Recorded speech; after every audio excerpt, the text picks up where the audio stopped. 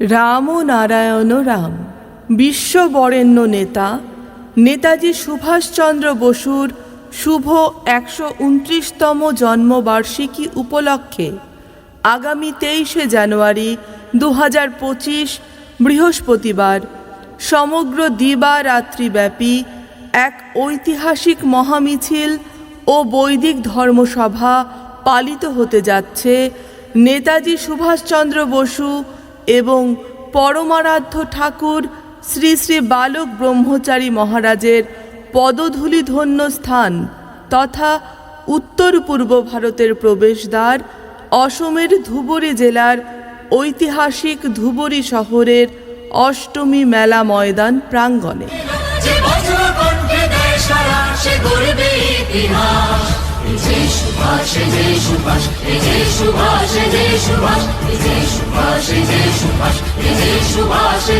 উক্ত অনুষ্ঠানে জাতি, ধর্ম, বর্ণ, দল, মত নির্বিশেষে সকল নেতাজি অনুরাগী মা, ভাই, বোনদের উপস্থিতি ও সার্বিক সহযোগিতা কামনা করা হইল। বৈদিক শুভেচ্ছান্তে ১২৯তম নেতাজি জন্মজয়ন্তী উদযাপন কমিটি ধুবরী, সহযোগিতায় সন্তান দল কর্মী পরিষদ।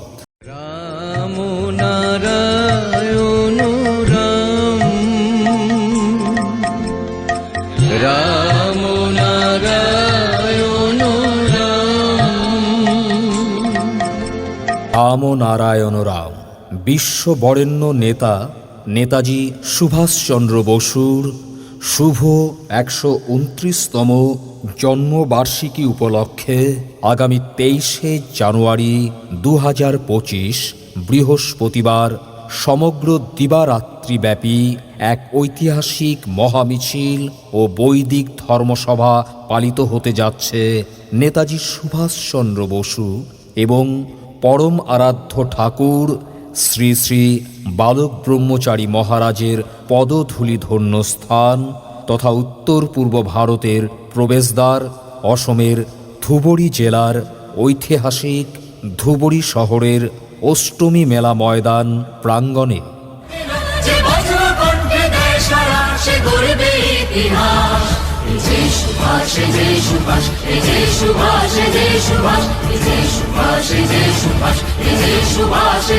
উক্ত অনুষ্ঠানে জাতি, ধর্ম, বর্ণ, দল, মত নির্বিশেষে সকল নেতাজি অনুরাগী মা, ভাই, বোনদের উপস্থিতি ও সার্বিক সহযোগিতা কামনা করা হল।